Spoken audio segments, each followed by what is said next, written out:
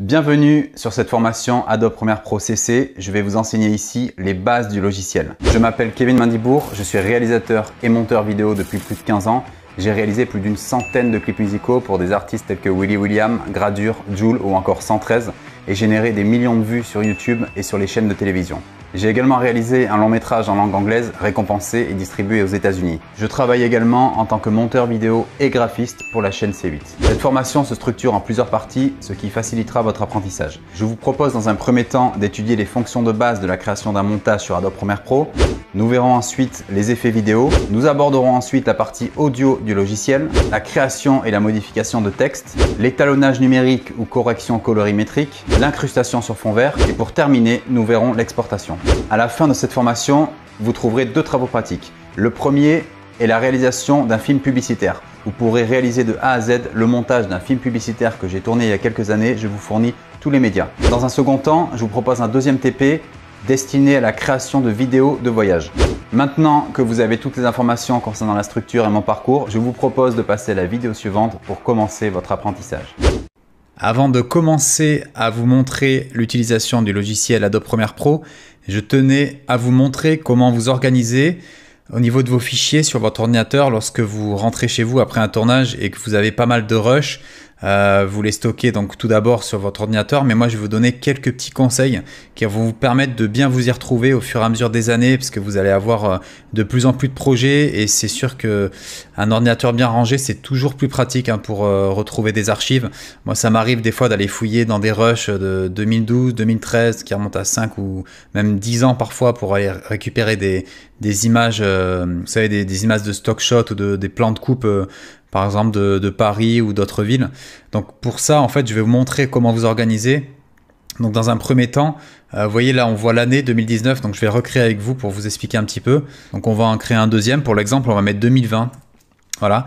Donc voilà, ça concerne uniquement vos projets que vous réaliserez en 2020. Quand vous arrivez là-dessus, vous marquez tout simplement, dans un premier temps, le nom du projet. Vous voyez, je marque nom du projet pour que vous sachiez. Voilà, une fois que vous avez ça, en fait, vous aurez tous vos projets étalés dans l'année, classés par ordre alphabétique. Ça peut être très pratique. Et là, dans projet, je vais vous montrer vraiment tout ce qu'il faut glisser. Dans un premier temps, on va faire un nouveau dossier. On va marquer éléments. Donc, éléments, c'est tout ce qui va être... je vais vous expliquer après en détail, mais ça va être les photos, les audios, les musiques, les bruitages, voilà, tout ça. Plusieurs éléments que vous allez utiliser dans votre montage. On a également, bien évidemment, donc les rushs. Les rushs, c'est là que vous allez mettre tous vos fichiers de tournage. Alors, je vous conseille aussi de les classer par jour ou par carte. Vous savez, si vous avez plusieurs cartes, faites carte 1, carte 2, carte drone, carte Ronin, peu importe, tout ce que vous voulez pour vous y retrouver plus facilement après une fois sur Adobe Premiere. Et vous pouvez mettre aussi un dossier projet pour classer tout simplement vos projets Adobe Premiere Pro. Vous les rangerez tous ici. Il pourrait y avoir plusieurs versions. Vous mettez V1, V2, V3, etc. pour vous garder des backups par sécurité. Et pour terminer, on va créer un dossier export. Et c'est là que vous mettrez toutes vos exportations, toutes vos sorties, que ce soit pour YouTube, pour la télé, pour un client, pour un DVD, vous allez tout mettre là-dedans. Voilà, donc une fois que vous avez déjà cette structure, vous pouvez très bien vous en sortir. Honnêtement, vous n'avez pas besoin après de rentrer vraiment dans les détails que je vais vous montrer après. C'est juste du bonus pour vous, pour que vous ayez vraiment toutes les techniques professionnelles qu'on utilise dans le milieu. J'ai l'habitude d'utiliser cette structure, notamment en télévision, où il faut pouvoir passer les projets à différents monteurs. Donc il faut que tout soit bien classé, c'est beaucoup plus simple de s'y retrouver. Donc je vais vous montrer dans éléments maintenant ce qu'on va mettre. Dans éléments, on va mettre tout simplement les audios. Donc les audios, ça peut être vos musiques, ça peut être aussi vos voix off, ça peut être également vos bruitages, et ça va être aussi vos prises de son. Alors ce que j'appelle prise de son, c'est tout simplement quand vous avez quelqu'un qui prend le son sur votre tournage, donc c'est un perchman ou autre, vous allez classer tout ça là-dedans, comme ça va être beaucoup plus simple pour vous y retrouver au montage et pour synchroniser avec vos vidéos. Alors dans éléments, on a également images. Vous pouvez avoir des logos, vous pouvez avoir des textures, vous pouvez avoir des habillages, vous pouvez avoir pas mal de choses. Et également, on va mettre vidéo. Vidéo, ça va être la même chose qu'image mais en vidéo, hein, c'est-à-dire ça peut être un logo animé. Et vous pouvez peut-être également ajouter FX pour tous vos plans truqués. Moi en général je fais comme ça, je les mets dans FX et c'est beaucoup plus simple à s'y retrouver par la suite. Voilà, c'est terminé pour cette partie organisation du Finder ou de l'explorateur si vous êtes sur un PC. Donc c'est exactement la même chose, hein. Sur PC vous pouvez aussi créer des dossiers comme j'ai fait. Et voilà, donc dans un premier temps, si vous vous organisez de cette manière, je vous assure que vos montages seront beaucoup plus clairs. Merci d'avoir suivi cette première vidéo. On va à présent passer à la création d'un nouveau projet sur Adobe Premiere Pro. Alors voilà comment se présente l'accueil d'Adobe Premiere Pro. Donc vous avez tous les projets sur lesquels vous avez travaillé récemment et vous pouvez faire nouveaux projets. Nous, ce qui nous intéresse aujourd'hui, c'est nouveaux projets. Donc on y va. Voilà, alors cette fenêtre est très importante, c'est là où vous devez rentrer tous les différents paramètres concernant votre projet. Donc dans un premier temps, le nom, on va se mettre tuto Premiere 2019. Alors je vous conseille de vous organiser sur votre ordinateur, veillez à toujours avoir un dossier avec le nom de votre projet et de pouvoir bien le classer. Ici vous voyez, si je fais parcourir, je vais le mettre dans tuto vidéo et dans montage, histoire qu'il soit vraiment facilement retrouvable. Ensuite, les disques de travail, cela concerne où vont aller les différents éléments du projet. Donc là, ce sera la vidéo, les audios, prévisualisation vidéo, prévisualisation audio, tout un tas d'options. Donc ça, par défaut, si c'est pas cliqué, vous mettez identique au projet, histoire que vous puissiez les retrouver facilement. On ne sait jamais si vous montez sur un autre ordinateur chez quelqu'un ou dans une boîte de prod, vous avez juste à télécharger tout le dossier contenant votre projet de montage et vous pouvez ainsi tout récupérer. Concernant ces paramètres-là et l'onglet général, vous n'êtes vraiment pas obligé d'y toucher, donc pour l'instant, on va y aller comme ça. Maintenant que vous savez créer un nouveau projet sur Adobe Premiere Pro, je vais à présent vous montrer les 10 raccourcis indispensables sur le logiciel pour que vous puissiez suivre sans problème la suite des leçons. Alors on y va. On commence avec les flèches directionnelles gauche et droite qui vous permettent tout simplement, vous voyez, d'avancer et reculer dans le temps. Donc vous pouvez reculer d'une image ou avancer d'une image. Les touches plus et moins de votre clavier vont vous permettre de zoomer plus précisément dans la timeline, ce qui va vous permettre de travailler de manière plus précise. Vous voyez, si je veux par exemple aller au bout ici, imaginons que je suis là, que je sois ici et que ça soit dézoomé comme ça, vous voyez, on voit pas très bien en fait là où on travaille, alors qu'en venant zoomer, vous voyez, je me recale plus précisément à la fin.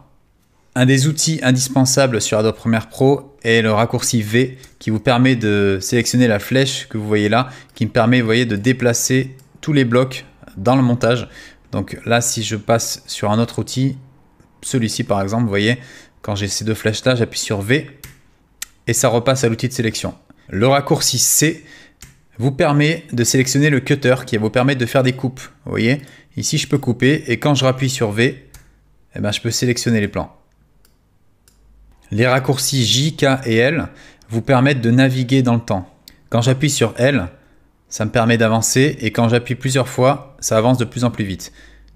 J produit le mouvement inverse et K permet de s'arrêter.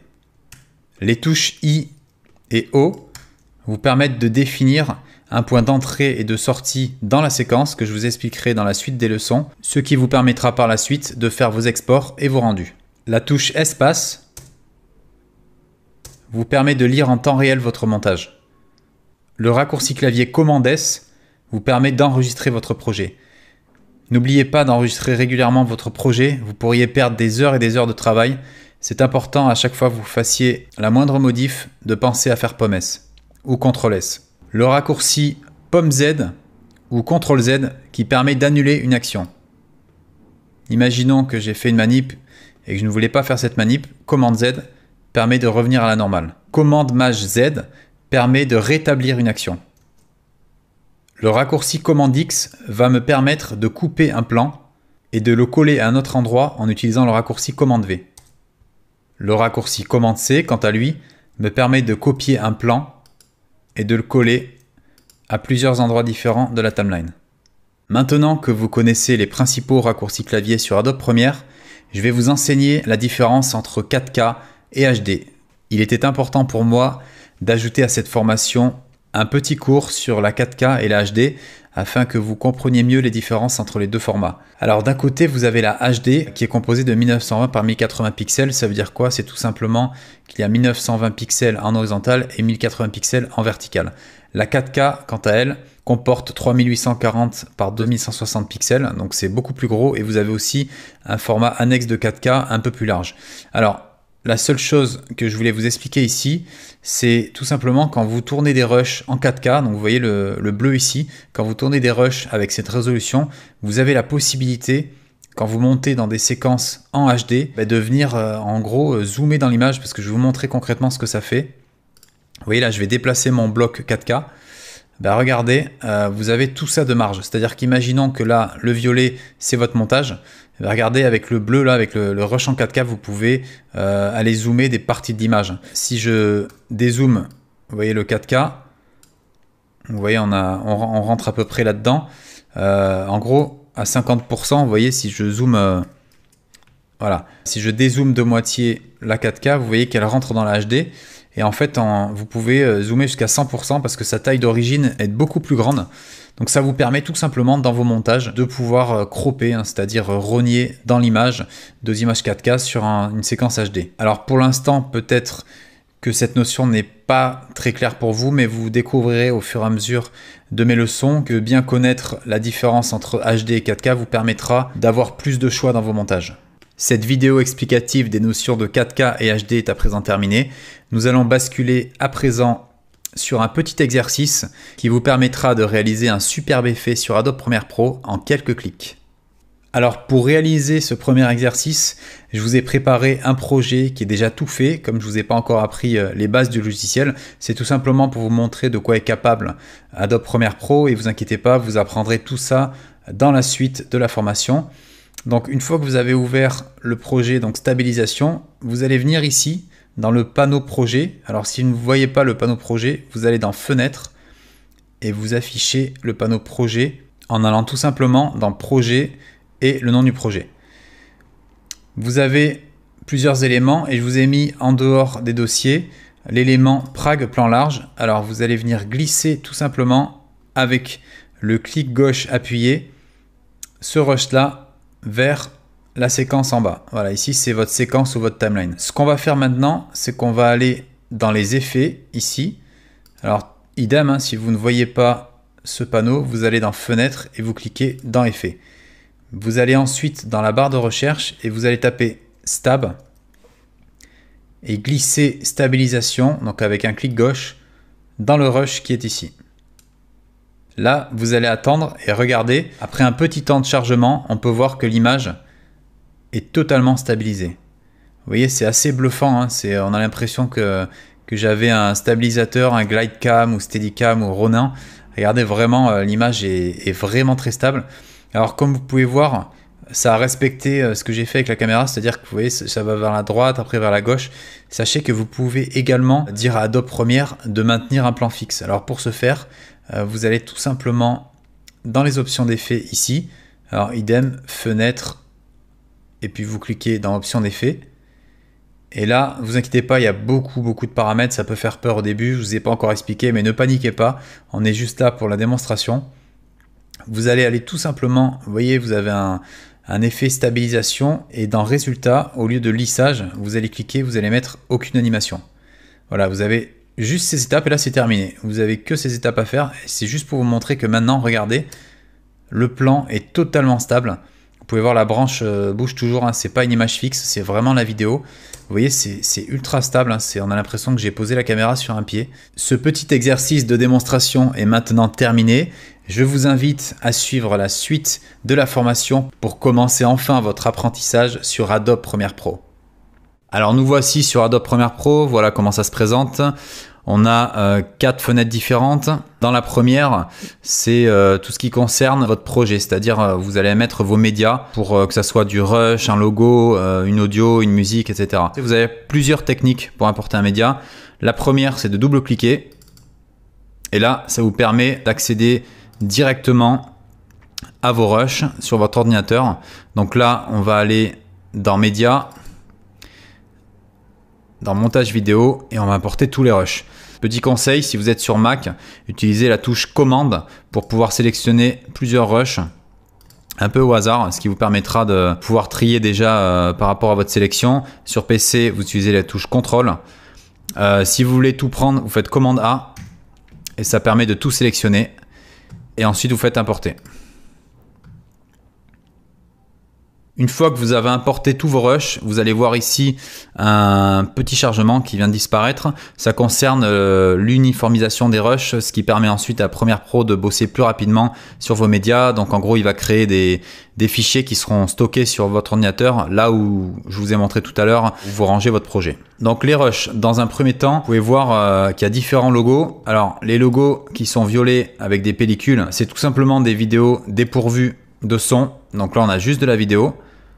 Et par contre, quand vous avez ces rushs-là, ce sont des rushs qui comportent de l'audio.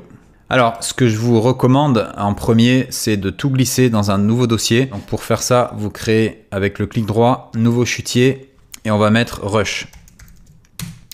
Ensuite, vous sélectionnez tous les rushs, donc en utilisant la touche Maj du clavier, ce qui permet de cliquer une fois là-haut, une fois en bas, et de tout avoir d'un coup. Et idem ici, comme sur la sélection qu'on a vu tout à l'heure, vous appuyez sur commande ou contrôle pour pouvoir désélectionner des éléments. Voilà. Alors ce que je vous recommande, c'est de créer plusieurs dossiers en fonction des différents éléments que vous aurez sur votre projet. Ça peut être un peu fastidieux au début, mais vous verrez qu'une fois que vous aurez la main, ça se fera automatiquement et c'est un gain de temps considérable pour vos montages. Dans un premier temps, on va créer un chutier où je vais mettre un 1 devant afin qu'il passe en premier et je vais l'appeler projet. Cela concernera tous vos différentes séquences, là où vous aurez tous vos montages. Dans un deuxième temps, on va mettre les rushs. Donc c'est ce qu'on a créé là. Donc je ne suis pas obligé d'en recréer un. Je vais tout simplement renommer celui-là. Et dans un troisième temps, celui-ci, on va le renommer élément. Voilà, et si vous classez par nom, vous voyez que ça s'affiche dans l'ordre des numéros qui sont là. Éléments, ça va être tout ce qui ne concerne pas vos rushs. En premier, on va mettre les éléments vidéo. Ça peut être des effets spéciaux que vous téléchargez sur Internet ou que vous faites fabriquer, ou que vous éditez sur After Effects. Dans un deuxième temps, on va mettre tout ce qui est audio. Donc ça peut être des prises de son lors d'une interview, ça peut être des musiques, ça peut être des effets. Vous aurez ensuite en 3 tout ce qui est images. Ok, donc là au niveau des images, ça va être des fonds, ça va être des logos, etc. Voilà, dans audio, si vous voulez aller encore plus dans le détail, vous pouvez mettre ici en 1, on va mettre musique, et en 2, on va mettre voix off. Voilà. Vous pouvez mettre aussi peut-être en 3, FX pour des effets audio. Donc une fois que vous avez ce classement, c'est beaucoup plus simple de s'y retrouver et je vous conseille de copier-coller ça à chaque fois dans vos différents projets. Comme ça, vous aurez vraiment facilement accès à vos éléments. Alors ensuite, quand on clique dans la fenêtre Rush par exemple, vous voyez que vous avez tous les éléments. Vous pouvez les afficher donc en liste comme ceci, ou alors il y a une autre technique qui permet de les afficher par image. Et là, vous avez accès à tous vos rushs.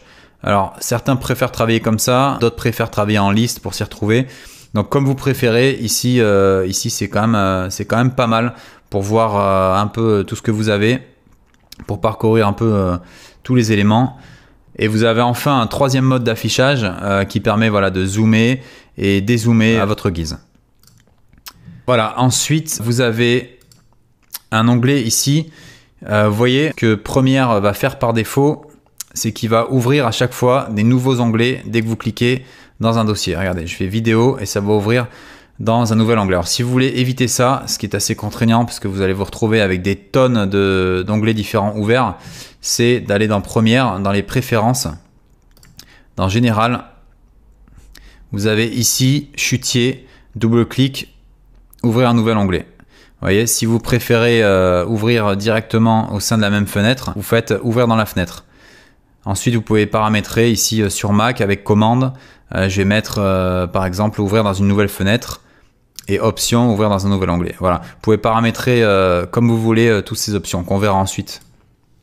L'onglet historique, ça vous permet de revenir sur différentes actions. Donc par exemple, vous voyez tout ce qu'on a renommé. Si vous faites reculer, et bien là vous avez plus les éléments qu'on a édités tout à l'heure.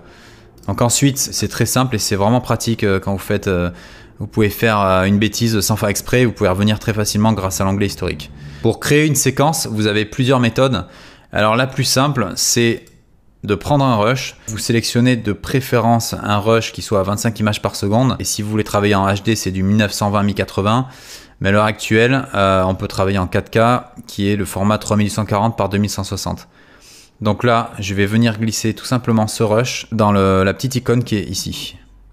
Alors voilà, ça m'a créé une séquence avec exactement les mêmes paramètres que le rush que j'ai glissé. Vous pouvez ensuite supprimer le rush ici et vous avez votre séquence.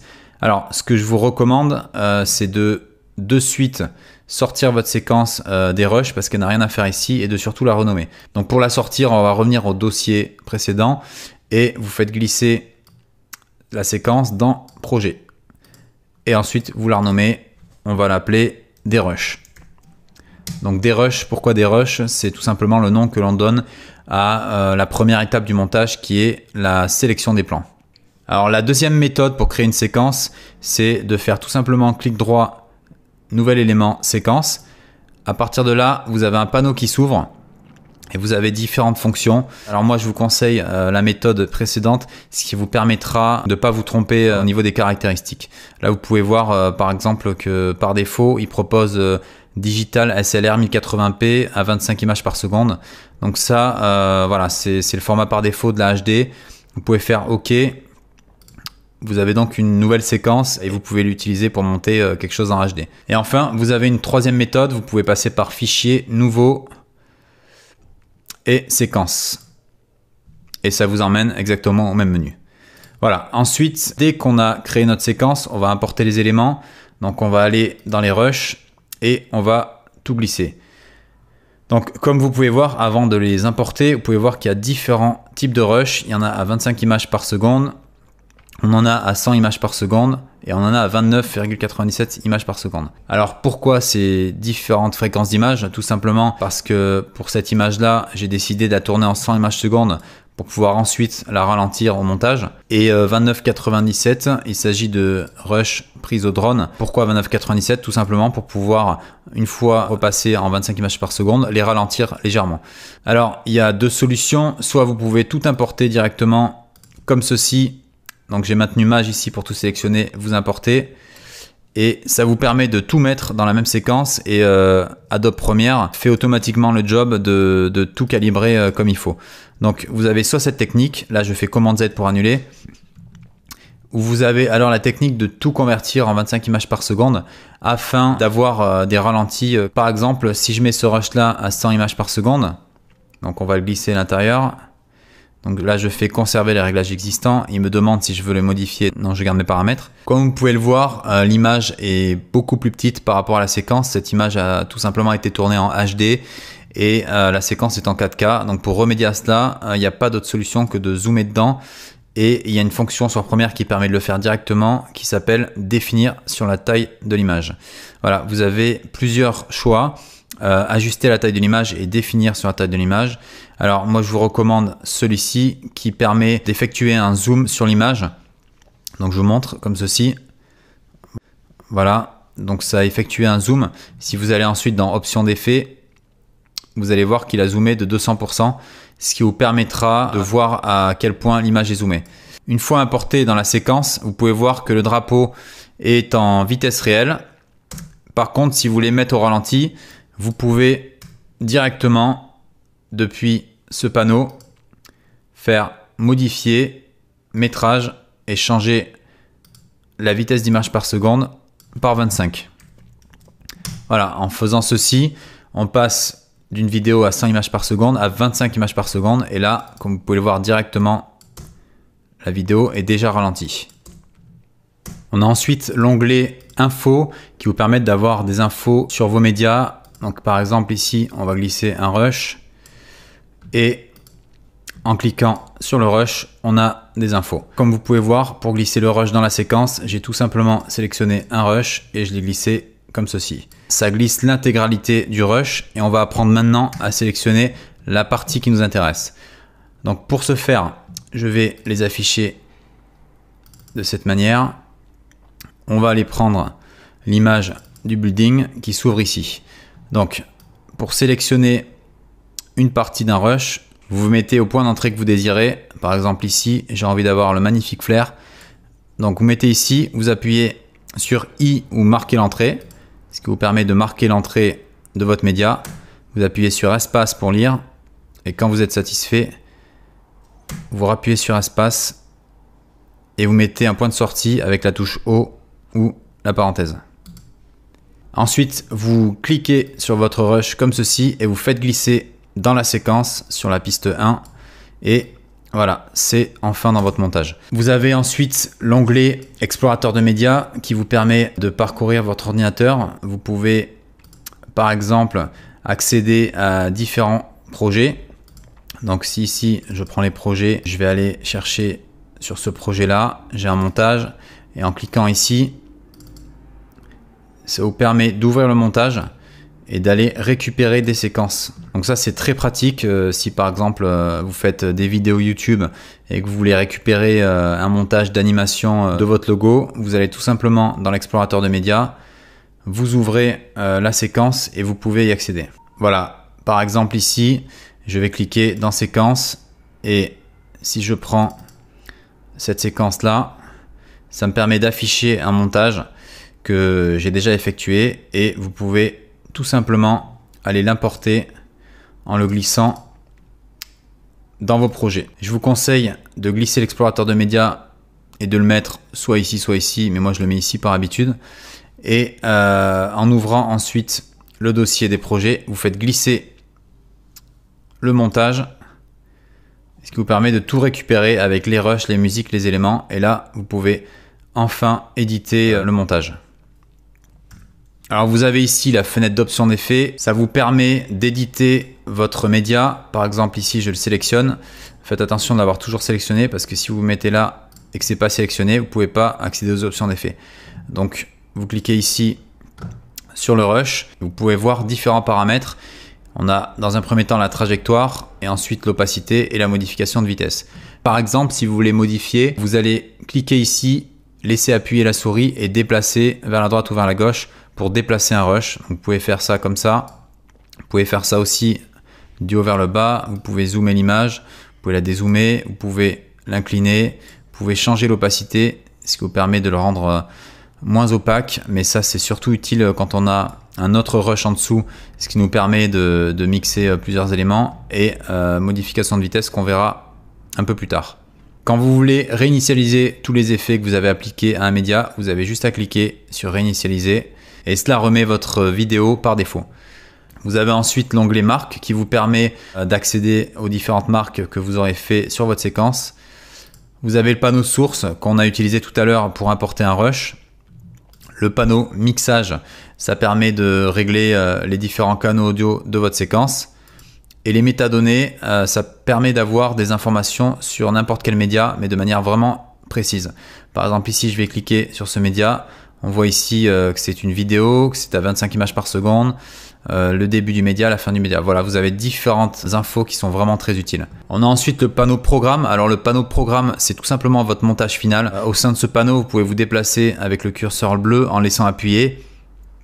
Vous pouvez aussi appliquer un zoom. Si par exemple vous voulez voir de plus près la tour Eiffel, vous appuyez sur 150%. Et avec les barres ici, ça vous permet de vous déplacer.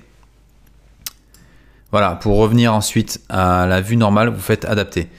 Vous avez ici différents niveaux de qualité, ce qui vous permet de monter plus rapidement si vous avez des rushs un petit peu lourds. Là, c'est en 4K par exemple. Si je veux monter plus rapidement, que je vois que ça rame un peu, vous faites qualité 1/2, 1/4 et ça vous permet d'avoir une pixelisation un petit peu plus forte, mais un flux de travail un peu plus rapide. Et pour terminer, on a la fenêtre de séquence qui est la fenêtre la plus importante. C'est là où vous allez faire votre montage. Alors, vous avez sur le côté les outils, sur la droite le vumètre qui vous permet de voir votre niveau audio. Donc, si on place par exemple un niveau où il y a du son, comme celui-ci, donc je vais prendre un extrait ici. Donc, j'appuie sur la touche I pour le point d'entrée, je fais O pour point de sortie. On va pas prendre là parce que vous voyez, il y a une espèce de câble qui apparaît. Donc on va prendre par exemple ce passage là, je fais .i, .out et vous insérez là. Vous voyez ici la modulation du son en temps réel. Dans le panneau séquence, vous avez plusieurs pistes vidéo et plusieurs pistes audio, ce qui vous permet par exemple de les faire se chevaucher. Donc on va mettre cette piste sur la piste 1 et là vous voyez ce qui s'affiche, c'est la piste 2. Si vous appuyez sur le petit onglet ici, vous pouvez afficher la piste qui est en dessous. Et là, comme on a vu tout à l'heure, la fonctionnalité opacité dans options d'effet, si je diminue l'opacité de la tour Eiffel, et bien vous voyez que ça affiche derrière l'image de la randonnée. Vous pouvez aussi, si vous le désirez, verrouiller des pistes. Donc par exemple, si je sélectionne ça et que je supprime avec la touche retour en arrière, vous voyez, ça a tout supprimé sauf les éléments verrouillés. Vous avez ici l'onglet pour enregistrer des voix off. Donc là, vous placez par exemple au début d'un rush et vous appuyez sur ça et en fait ça lancera un enregistrement qui vous permettra d'enregistrer votre voix off sur la séquence. La touche solo ici, c'est pour mettre une piste en solo tout simplement. La piste mute, c'est pour mettre en silence une piste. Et les surbrillances de pistes vidéo ou audio que vous voyez ici, c'est par exemple pour copier-coller un élément sur une des pistes. Donc si par exemple je prends cet élément que je fais commande C, vous pouvez faire ici copier. Vous déplacez ici et quand vous faites commande V, coller, vous vous rendez compte que ça le colle sur la piste 1. Mais si par exemple vous aviez voulu le mettre au-dessus, donc vous supprimez, vous placez ici, et là vous voyez que quand vous refaites, ça écrase la piste qui était en dessous. Vous sélectionnez la piste 3 seulement, et là, en collant, vous voyez que ça colle sur la piste du dessus.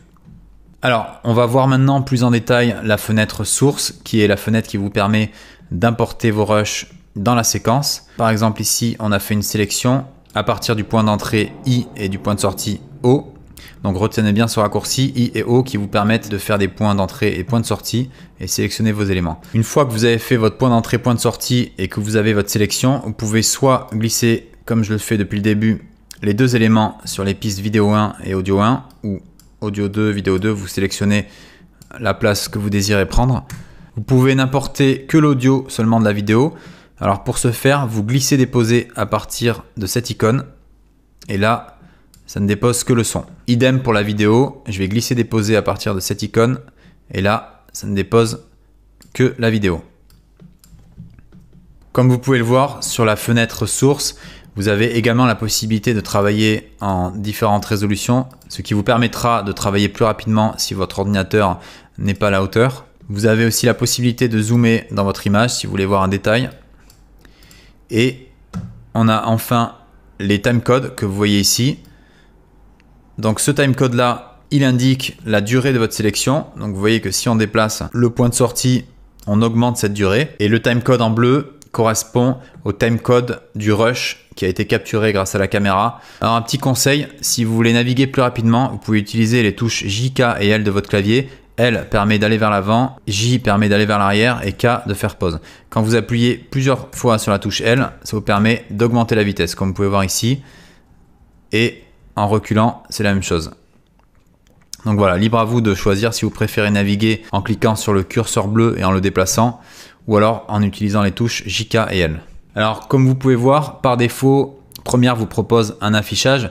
Libre à vous de le modifier comme vous désirez. Vous pouvez par exemple réduire cette fenêtre et augmenter celle-ci. Vous pouvez déplacer cette fenêtre et la mettre n'importe où.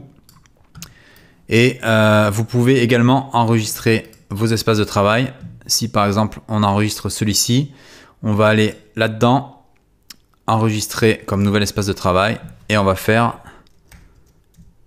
tuto Premiere. Ce qui vous permet, si vous faites par exemple une bêtise et que vous déplacez ça ici ou ça en dehors et que vous voulez revenir à une configuration comme au départ, vous faites ici rétablir la disposition enregistrée. Nous allons voir maintenant les différents outils qui vous permettront de réaliser vos montages. Alors par défaut, vous avez l'outil sélection que vous pouvez retrouver en appuyant sur la touche V et qui vous permet de naviguer dans votre montage. Donc vous pouvez sélectionner plusieurs rushs comme ça en laissant glisser et en dessinant un cadre de sélection. Vous pouvez sélectionner vos rushs en cliquant un par un. Si vous voulez sélectionner par exemple le troisième et le premier, vous maintenez la touche Maj. Et si vous voulez tout sélectionner, vous appuyez sur commande A ou CTRL A. Alors moi, ce que je vous recommande en fonction de vos montages, si vous voulez vous y retrouver plus facilement, vous pouvez mettre des couleurs sur vos médias. Donc on va prendre par exemple ce rush là, je vais faire clic droit, libeller et on va le mettre en mangue. Le deuxième, on va le mettre en bleu et le troisième, on va le mettre par exemple en vert. Voilà, ça vous permet de naviguer plus facilement dans le montage, de savoir qu'est-ce qui correspond à quoi et de pouvoir faire des catégories. Si par exemple j'avais plusieurs images de la Tour Eiffel ou ici plusieurs images de nature, par exemple je vais prendre un plan de nature ici. Voilà, je vais prendre celui-ci. Voilà, on va prendre de là. Donc là je fais espace pour lire, je rappuie sur espace, j'appuie sur O et je prends juste la vidéo. Donc ça, cet élément-là, je vais les mettre en vert. Comme ça, on sait que les éléments verts correspondent à des éléments de nature, ce qui vous permet de vous y retrouver plus facilement dans votre montage. Pour afficher des vignettes à vos éléments médias dans la séquence, vous mettez votre souris ici et en maintenant la touche Option, à l'aide de la molette de votre souris, vous pouvez en montant ou en descendant choisir la taille que vous préférez. Voilà, moi je vous recommande de faire ça, ça vous permet de voir à quoi correspond chaque élément, c'est vraiment très pratique. Alors moi j'utilise généralement l'affichage réduit pour pouvoir bosser sur beaucoup de pistes. Lors des montages de clips par exemple, vous pouvez avoir 30, 40, 50 pistes et en l'affichant comme ça sur un écran d'ordinateur, on est vite débordé. Vous pouvez aussi à l'aide du raccourci Alt plus, Alt moins, donc augmenter ou diminuer la taille des pistes son et en faisant commande plus, commande moins ou contrôle plus, contrôle moins, vous pouvez augmenter ou réduire la taille de vos vignettes vidéo. Alors moi, ce que je vous recommande, c'est de désafficher cette fonctionnalité. Vous voyez, ça permet de réduire l'opacité et en fait, on a vite fait de faire des erreurs avec un montage assez chargé. Donc pour enlever cette barre là, vous allez dans le petit outil ici et vous faites afficher les images clés vidéo. Ça vous permettra de ne pas réduire l'opacité sans faire gaffe de votre vidéo. On a ici un outil qui est très pratique. Alors, il s'appelle sélection de pistes en amont ou alors vous y accédez à partir de la touche A de votre clavier. Donc retenez ce raccourci car il est très pratique. En appuyant sur la touche A, ça vous permet de sélectionner toutes les pistes qui sont vers la droite. Donc, je vais prendre l'exemple où j'ai un montage assez rempli comme ceci. Vous voyez, là j'ai fait pour copier-coller, j'ai sélectionné, j'ai fait CTRL-C ou Commande-C, puis Commande-V ou CTRL-V pour dupliquer à l'infini les médias. Donc voilà, imaginons qu'on a un montage comme ça. Vous voyez, vous pouvez déplacer les rushs ici. Et imaginons que vous désiriez insérer un rush ici. Vous avez tout simplement appuyé sur la touche A pour sélectionner l'outil. Cliquez ici, vous repassez sur l'outil de sélection et vous pouvez déplacer les images ici. Ce qui vous permet par exemple d'insérer un nouvel élément qu'on va venir chercher ici. Donc là, je prends le moment où il lève les mains par exemple. Hop, et vous pouvez l'insérer tout simplement ici. Et ensuite en cliquant là et en appuyant sur la touche retour en arrière, vous pouvez ajuster votre montage. Alors si vous désirez sélectionner une seule piste, par exemple dans ce cas de figure là, vous appuyez sur la touche A, ça vous permet de sélectionner toutes les pistes. Mais si vous appuyez sur Maj, donc vous maintenez Maj, vous pouvez sélectionner qu'une seule piste. Vous voyez, c'est assez pratique. Voilà, ça c'est un raccourci à savoir aussi, parce que si jamais vous ne l'avez pas, vous ne pouvez pas le faire. On a ensuite l'outil sélection de piste en aval, ça marche de la même manière. Là, c'est le cas où vous souhaitez sélectionner des éléments qui sont avant. Donc je me place ici, j'appuie sur A, et en faisant Maj A, ça me permet d'avoir cet outil-là qui permet de prendre les rushs qui sont avant. Donc idem ici, vous appuyez sur la touche Maj, ça vous permet de sélectionner piste par piste. On a ensuite ce troisième outil qui est l'outil allongement. Alors allongement, c'est tout simplement pour venir étirer un rush qui est dans la séquence. Vous Vous voyez par exemple ici l'homme qui tend les bras au coucher de soleil. Si vous voulez que l'image dure plus longtemps, vous pouvez tout simplement sélectionner cet outil, vous placer à l'intersection des deux rushs et là, vous voyez, vous pouvez déplacer. Donc je me déplace, vous voyez sur la fenêtre en haut à gauche, ça permet de gagner de la durée sur le point de sortie de cet élément. Donc idem dans l'autre sens, vous pouvez revenir en arrière et le rendre plus court. Voilà, ça c'est vraiment pratique, hein, ça vous évite de déplacer tout, puis de tirer le rush et de replacer ensuite les rushs. Donc vous avez pour ça un raccourci qui est vraiment pratique que je vous recommande, c'est en maintenant la touche commande ou contrôle. Ça vous permet de faire la même fonction mais sans avoir à sélectionner l'outil.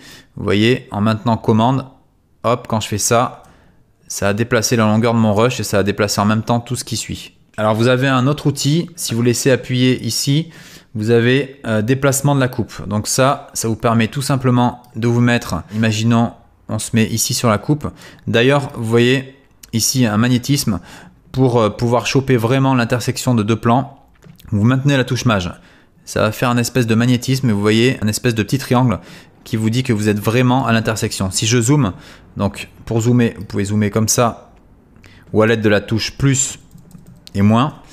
Vous voyez avec précision que vous êtes vraiment sur la coupe. Vous voyez, et quand j'appuie sur la touche Maj, on revoit ce triangle là. Voilà, donc je repasse à cette vue là. Avec l'outil que j'ai sélectionné, je vais pouvoir déplacer une coupe.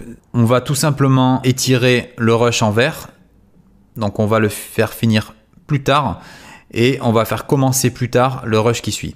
Donc, vous voyez ici par exemple, on a plus de montagne et on a un peu moins de randonneuse. Vous avez un troisième outil ici qui est le modificateur de vitesse. Donc un modificateur de vitesse, c'est tout simplement pour rallonger ou réduire une image en changeant la vitesse. Imaginons ce cas de figure, vous avez ici un trou et vous n'avez rien pour remplir. Et vous avez cette image là qui vous plaît, vous avez envie qu'elle dure plus longtemps. Donc tout simplement, vous allez venir prendre le modificateur de vitesse et en tirant l'élément comme ça vous permet, vous voyez ici 56,34%. Donc Adobe a automatiquement ajusté la vitesse en fonction du trou qui était à combler. Donc là, si je regarde, alors on voit que la vitesse a été ralentie, mais comme vous pouvez voir, c'est absolument pas fluide. Pour remédier à cela, vous pouvez faire clic droit, vous allez dans vitesse durée, et là, vous cliquez dans interpolation temporelle, flux optique. Le flux optique, c'est un système de ralenti qui va vous permettre de fluidifier vos images et de ne plus avoir cet effet de saccade. Donc là, comme vous pouvez voir, la zone s'est mise en rouge, tout simplement parce que Premiere a besoin de rendre cette partie pour pouvoir nous la montrer. Donc, pour faire un rendu, vous placez au début de ce rush, donc toujours avec la touche Maj, vous voyez, pour trouver le point d'entrée. Donc j'appuie sur la touche I, je me mets sur le point de sortie, j'appuie sur la touche O, et là, je vais faire rentrer. Donc vous voyez que Premiere génère un rendu qui va nous permettre de visualiser le ralenti. Donc vous voyez, par rapport à tout à l'heure, c'est beaucoup plus fluide. Là, on a un ralenti qui est beaucoup mieux que tout à l'heure. Autre petite astuce qui est un raccourci clavier que vous devez connaître absolument, c'est commande S ou CTRL S qui est tout simplement la fonction enregistrer. Vous voyez, je la fais ici. Pensez vraiment à enregistrer constamment vos projets. On ne sait jamais, vous n'êtes pas à l'abri d'une coupure de courant ou que le logiciel plante. Donc plus vous enregistrez, plus vous êtes sécure au niveau du montage. À savoir, vous avez aussi des enregistrements automatiques que vous pouvez retrouver si jamais vous avez eu un plantage logiciel et vous n'avez pas pensé à faire POMS. On a ici l'outil Cutter qui est l'outil qui permet de couper des rushs. Donc c'est tout simplement un des outils les plus utilisés en montage, que ce soit sur Adobe Premiere Pro, Final Cut ou d'autres logiciels de montage. Donc comment ça marche? On se met tout simplement au niveau d'un rush et vous voyez que vous avez une petite barre verticale qui va vous dire où vous allez couper votre rush. Donc là, je me mets par exemple, vous voyez ici, donc je vais afficher en maintenant la touche option, je vais afficher mon image. Vous mettez au milieu de ce rush. Donc avec l'outil, on va faire un clic gauche et ça nous permet de couper en deux. Vous voyez, ça permet de scinder le calque, ce qui permet d'avoir deux éléments différents. Vous pouvez changer de piste, vous pouvez faire tout ce que vous voulez avec. C'est plutôt pratique parce que quand vous voulez raccourcir un rush, par exemple on est là, On a coupé ici, je sélectionne, je fais retour en arrière, ça supprime le rush et là vous pouvez raccorder. Voilà, donc ça c'est la technique de montage la plus courante. Ça vous permet de travailler vraiment efficacement. Personnellement, moi je n'utilise pas trop cet outil car j'ai appris un raccourci clavier qui permet de gagner beaucoup de temps. C'est tout simplement le raccourci commande K ou CTRL K. Regardez, ça fait exactement la même chose. Pour utiliser cette fonction, il faut être sur une piste qui est sélectionnée. Vous voyez ici, si je fais commande K, ça fait rien du tout. Tout simplement parce que là, ici, la piste V2 n'est pas en bleu. Donc si je la sélectionne, qu'elle est en surbrillance, je refais commande K, vous voyez que ça coupe. Alors, si vous voulez pas devoir à chaque fois sélectionner les pistes en bleu ici, il y a une technique. Donc par exemple, vous voyez, il n'y a rien qui est sélectionné. Si je fais commande K, ça va me permettre de couper là où je veux. Donc ça, c'est vraiment pratique. Vous voyez, vous pouvez faire des coupes un peu partout. Voilà, je fais commande Z pour annuler. Vous avez ensuite l'outil déplacement de sélection, où vous pouvez aussi déplacer le plan. Alors déplacer la sélection, c'est quoi? C'est tout simplement, vous voyez, quand vous avez une image comme ça, vous voulez éviter le geste où le mec montre avec son doigt. Donc vous partez d'ici et en cliquant là, vous pouvez déplacer le point d'entrée de l'élément. Donc comme vous pouvez voir, vous avez deux fenêtres. La fenêtre à gauche là, ça vous permet de voir le point d'entrée du rush. Donc si je veux éviter le pointage de doigt, je me mets à partir de là. Et comme vous pouvez voir, ça l'a changé dans le montage. Voilà, ça c'est très pratique quand vous voulez modifier une sélection d'un plan, donc ça c'est top. Par exemple ici, vous voyez, je me place ici, et je veux que les mains à la fin de ce plan soient plus levées. Donc je me mets là, et je prends un moment un peu plus loin. Et là, vous voyez, ça a modifié. Vous avez également l'outil déplacer le plan, que vous obtenez avec le raccourci U, qui vous permet de déplacer un rush, vous voyez, entre deux éléments, et tout en compensant au niveau du montage. Si par exemple, vous voyez, je le déplace ici vers la gauche, ça permet ici de gagner des images du rush en jaune et le rush en vert, ça l'a raccourci un petit peu, ce qui permet voilà, d'insérer l'élément que vous vouliez. Ça peut être utilisé, mais moi je vous avoue que je l'utilise pas trop, c'est pas un des outils les plus récurrents. Vous avez ensuite l'outil plume que vous pouvez trouver ici, qui vous permet par exemple, vous voyez, si je remets les images clés vidéo, ça vous permet en faisant deux points, donc je mets un point ici et un point là, ça me permet, donc en repassant sur l'outil de sélection V, de réduire l'opacité entre deux points. Regardez, vous voyez, ça permet de par exemple créer un fondu. Alors ce qu'on peut faire beaucoup plus simplement avec la fenêtre d'effet quand je vous aurai appris les effets, mais ça peut être vraiment pratique, même par exemple pour réduire le son ou changer un paramètre d'effet. On a ensuite l'outil main. Alors l'outil main, ça vous permet de faire quoi? Ça vous permet de vous déplacer dans une image quand par exemple vous voyez, vous zoomez sur un détail, vous regardez par exemple, je sais pas, sur les fermetures du sac, et vous voyez qu'en zoomant et en me servant de la petite main là, je peux me déplacer dans l'image tout simplement. Vous avez également un zoom ici, donc là pour utiliser ce zoom, ça se passe juste dans la timeline. Vous voyez, vous pouvez zoomer et en appuyant sur la touche Alt, vous pouvez dézoomer tout simplement dans la timeline. Donc à vous de choisir entre ce que vous préférez en appuyant, vous voyez, sur moins et plus de votre clavier. Vous pouvez aussi utiliser ça. L'outil texte que vous voyez ici, ce n'est pas pour réaliser vos textes à insérer dans la vidéo. C'est un outil qui permet de se mettre des petits rappels. Par exemple, vous voyez, si je prends ce plan là, je vais mettre ajouter effet vidéo. Vous voyez, c'est tout simplement un calque qui vous permettra de mettre des rappels sur des images. Vous voyez, si par exemple je veux seulement sur le plan de la tour Eiffel rajouter un effet, et bien quand je vais venir dans mon montage, il y aura marqué ajouter effet vidéo et je pourrai ensuite l'ajouter. Ce n'est pas du tout ici qu'on édite les textes. Vous pouvez dans les options d'effet bien évidemment changer les paramètres, mais l'outil de texte que je vais vous montrer tout à l'heure est beaucoup plus complet, beaucoup plus performant et vous permet de faire beaucoup plus de choses. Nous allons voir à présent les différentes fonctionnalités du logiciel. Alors je vais rentrer dans les détails pour vous montrer vraiment toutes les fonctionnalités. On a d'abord dans le panneau fichier, vous pouvez faire bien sûr un nouveau projet, nouvelle séquence, nouveau projet d'équipe, etc. Titrage hérité, c'est ce qui nous permettra de faire nos textes. Ensuite, vous pouvez créer un fichier Photoshop, donc si vous avez le logiciel. Vous pouvez créer des légendes, un décompte et un tas d'autres choses qu'on verra par la suite. Vous pouvez bien sûr enregistrer votre projet, enregistrer une copie. Vous pouvez importer un média en passant par là. Pour l'exportation, il faudra passer par là également. Et là, les réglages du projet, c'est ce qu'on a vu au tout début, vous voyez, avec l'emplacement de vos media cache files, en fait, de la vidéo capturée, de vos rendus, de vos enregistrements auto. Donc tout est là. Vous voyez, si vous avez oublié l'étape 1, vous pouvez repasser par là pour remodifier. Voilà, dans édition, c'est tout ce qui va vous permettre de copier, coller, insérer, effacer. Voilà, c'est tout un tas de fonctions que vous pouvez choper par ici. Vous voyez qu'ici, vous indique le raccourci clavier, donc là, on est sur Mac, mais sur PC, c'est pareil. C'est plutôt pratique pour gagner du temps de savoir ces raccourcis-là. Dans l'onglet éléments, vous avez la possibilité de faire diverses choses sur votre élément, comme le renommer, changer la vitesse. Vous pouvez aussi passer par ici.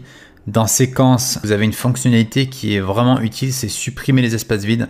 Alors ça, c'est une nouvelle fonctionnalité depuis 2019 qui vous permet, dans des cas comme ça, vous voyez, quand vous avez plusieurs rushs avec différents espaces ici, au lieu de faire un par un, donc la touche retour arrière pour supprimer, vous pouvez, en sélectionnant tout, faire séquence, supprimer les espaces vides. Vous voyez, ça vous a permis en un clic de supprimer les espaces vides. Vous pouvez également appliquer un raccourci clavier si vous le désirez à cette fonctionnalité, ce qui vous permet, avec une seule touche, d'arriver à la même fonction. Dans le menu marques, c'est tout ce qui vous permettra d'éditer vos marques, c'est-à-dire que vous pouvez les supprimer, vous pouvez les insérer ici. Vous voyez, si je fais marque là, hop, il y a une marque qui s'est créée à ce niveau-là de la séquence. Ça vous permet de vous y repérer. Vous appuyez sur M pour placer des marques plus rapidement. Et vous voyez, quand vous avez tout ça et que vous voulez vous en débarrasser, vous passez dans ce menu et vous faites effacer toutes les marques. Là, en l'occurrence, voilà. Vous voyez, il faut vraiment que je sois ici, c'est-à-dire que je clique dans le vide, parce que quand j'ai cet élément sélectionné, vous voyez, je ne peux pas supprimer toutes les marques. Donc il faut vraiment se mettre là. Et là, quand on fait supprimer, vous pouvez supprimer toutes vos marques. Alors, quand vous avez un élément sélectionné comme ceci, vous appuyez sur M, ben ça vous place la marque sur l'élément. Alors, si vous ne voulez pas vous perdre et que vous voulez vraiment visualiser vos marques avec des longs montages, si vous mettez la marque sur l'élément, vous aurez du mal à la retrouver. Je vous conseille de cliquer dans le vide et d'appuyer sur M, ce qui vous permettra du coup d'avoir vos marques bien visibles et de pouvoir naviguer d'une marque à l'autre. Vous voyez, c'est beaucoup plus simple. Notez qu'il est aussi possible d'ajouter des marques de chapitres. Ça, c'était anciennement pour les DVD. Moi, je m'en sers habituellement pour le montage de clips, pour repérer les différentes phases de la musique. Dans l'onglet fenêtre, il est possible de switcher entre les différents espaces de travail. Là, on est sur toute première. Vous pouvez rétablir, vous pouvez enregistrer les modifications apportées, tout un tas de fonctionnalités. Vous avez également la possibilité d'afficher ou de désafficher les différents panneaux. Donc libre à vous de vous agencer comme vous préférez. Au niveau des rushs, dans le panneau chutier, vous voyez quand vous faites clic droit, vous avez un tas de fonctionnalités. Donc ça vous permet de couper, copier, coller, effacer, etc. Vous pouvez notamment, dans les fonctionnalités les plus utiles, modifier la vitesse du métrage comme on a vu précédemment. Donc là, ça sera ici, conformer à, et vous changez. Vous pouvez également changer le ratio et tout un tas d'autres possibilités. Lorsque vous êtes sur la séquence, quand vous faites clic droit sur un élément, vous avez également pas mal de possibilités. Donc la plus utilisée, c'est on va dire vitesse durée, peut-être libellé. Vous voyez, vous pouvez changer la couleur des rushs comme vu précédemment. Vous pouvez ajouter un arrêt sur image. Vous pouvez faire pas mal de choses depuis ce menu. Deux fonctions pas mal utiles, c'est afficher dans le projet. Lorsque vous avez un projet comme ça et que vous ne savez pas forcément où se trouve un élément, vous pouvez faire un clic droit ici, afficher dans le projet et ça vous affiche directement la localisation du fichier dans votre chutier. Vous avez également la possibilité d'afficher votre élément dans le Finder si jamais vous ne savez plus où c'est rangé dans votre ordinateur. Donc faites afficher dans le Finder, ça va vous ouvrir donc votre dossier contenant vos rushs et ça mettra en surbrillance l'élément sélectionné. Au niveau des réglages du logiciel, quand on va dans les préférences d'Adobe Premiere Pro, il y a pas mal de fonctionnalités. Dans le premier panneau, l'option que vous utiliserez certainement, c'est pour modifier, vous voyez là, le double-clic quand vous êtes dans les chutiers, c'est-à-dire que si vous préférez que ça ouvre dans une nouvelle fenêtre, chaque chutier, dans un nouvel onglet, ou voilà, vous pouvez décider en fonction des raccourcis clavier ce que vous préférez. Au niveau de l'apparence, libre à vous de choisir l'apparence qui vous convient. En termes d'audio, vous allez peut-être avoir affaire à cette c'est pas un bug, mais on va dire que ça arrive de temps en temps que lorsque vous vous déplacez dans un média avec les flèches gauche et droite afin de localiser un moment précis d'une musique ou d'un bruitage, vous allez cliquer sur lecture de l'audio lors du nettoyage, ce qui vous permet de visualiser le son très précisément. Dans matériel audio, c'est tout ce qui concerne les réglages. Vous voyez ici, j'ai mis le microphone pour l'entrée par défaut, ce qui permettra de faire des voix off avec ce micro. La sortie, donc là c'est sortie intégrée, j'aurais pu sortir aussi sur le microphone qui a une prise casque. Voilà, vous pouvez faire tous les réglages ici. Enregistrement automatique, vous pouvez planifier si vous préférez tous les 15 minutes, les 5 minutes, les 10 minutes. Vous pouvez libre à vous de choisir ce qui vous convient le mieux. Vous pouvez également définir un nombre maximum de versions de projet, ici c'est 20. Libre à vous de choisir ce que vous préférez. L'onglet cache de médias est très intéressant, ça vous permet notamment de libérer de l'espace sur votre disque dur, car quand vous utilisez Adobe Premiere sur un nombre conséquent de projets, vous allez avoir beaucoup de fichiers en cache qui sont notamment dans le dossier Adobe Common. Alors pour venir les supprimer et faire de la place, c'est tout simplement en cliquant sur supprimer les éléments non utilisés. Ça va vous libérer des gigas et des gigas et vous verrez que votre ordinateur ira beaucoup plus vite pour le montage. Donc n'hésitez pas à le faire de temps en temps. Quand vous finissez un projet, vous avez tout exporté, tout rendu à votre client, là vous faites supprimer les éléments non utilisés pour pouvoir libérer de la place. Vous pouvez également demander à Adobe de supprimer les fichiers au bout de, voilà, vous voyez, au bout de 95 gigas ou d'un nombre de jours, comme vous préférez. La mémoire, c'est tout simplement ce qui vous permettra de définir la performance au niveau de la RAM de votre logiciel. Donc là, vous voyez, pour Adobe Premiere, j'ai 34 Go de disponible sur 40 Go total installé sur l'iMac. Donc là, libre à vous aussi de choisir en fonction de ce que vous préférez. Comme Premiere bouffe pas mal de mémoire, je vous conseille d'en mettre un maximum. Au niveau de la lecture, on est ici à l'endroit qui vous permettra d'afficher deux écrans.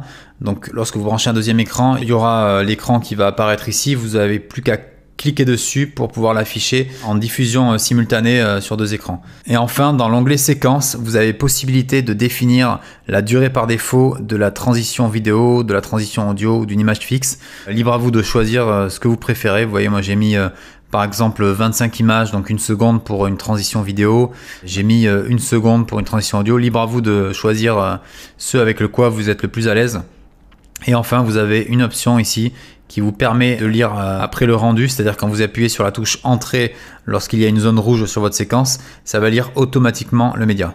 On va maintenant voir les différents outils proposés sur les différentes fenêtres. Donc on a la fenêtre source et la fenêtre programme. Vous voyez ici avec le petit plus, vous pouvez insérer de nouveaux outils. Alors les plus utilisés sont surtout les marges admissibles qui vous permettront, si vous bossez en télé ou en cinéma, ce sont les marges admissibles. Donc c'est-à-dire que en affichant ça, vous pouvez savoir jusqu'où vous pouvez aller avec un texte ou avec un affichage où on doit lire une information à l'intérieur. Vous voyez, il ne faut pas dépasser de cette zone-là, la dernière, sinon ça risque d'être croppé en télé. Vous avez également la fonctionnalité d'activer et de désactiver les copies allégées. Donc ça, c'est quand vous allez faire des rushs en proxy, donc quand vous allez bosser sur des médias compressés et qu'ensuite vous voulez passer sur les rushs natifs, vous pouvez activer la fonctionnalité ici. Vous voyez, ça se met en bleu quand vous êtes sur les proxys. Mais là, en l'occurrence, on est sur un rush qui n'est pas compressé, donc ça ne change rien. Ici, c'est pour lire en boucle votre séquence d'un point in à un point out. Tout simplement, vous mettez un point in à un endroit, un point out à un autre endroit. Vous voyez, vous appuyez sur ça et quand vous lisez le fichier, il revient automatiquement au début. Vous avez également la possibilité de prendre des captures d'images, de faire des exports. Donc ça, vous glissez ça ici de la même manière. Vous vous mettez à l'endroit de votre screenshot et vous appuyez sur capture. Vous voyez, ça vous demande de mettre un nom. On va mettre par exemple voilà, coucher de soleil. Vous choisissez ensuite le format. On va mettre en JPEG. Et ensuite, vous voyez, ça vous permet de choisir où vous voulez le glisser. Voilà, vous n'avez plus qu'à faire OK. Et ça vous a exporté le rush. Vous n'avez plus qu'à ensuite à aller le récupérer du coup dans les images. Vous voyez, il est juste là. Voilà, et vous avez une capture d'écran vraiment de bonne qualité de votre vidéo. On passe enfin au raccourci clavier. Donc pour ce faire, vous allez dans Premiere Pro, raccourci clavier, et à partir de là, vous pouvez définir vraiment tout ce que vous voulez. Toutes les fonctionnalités du logiciel sont personnalisables. Vous pouvez y attribuer n'importe quel raccourci clavier. Pour l'utiliser, voilà, vous cliquez sur un élément. Vous voyez outil sélection par exemple. Si je clique ici et que j'appuie sur une autre touche, par exemple Q, vous voyez, ça permet de définir Q comme étant l'outil de sélection. Voilà, libre à vous de personnaliser comme vous le désirez et d'aller le plus vite possible avec le logiciel.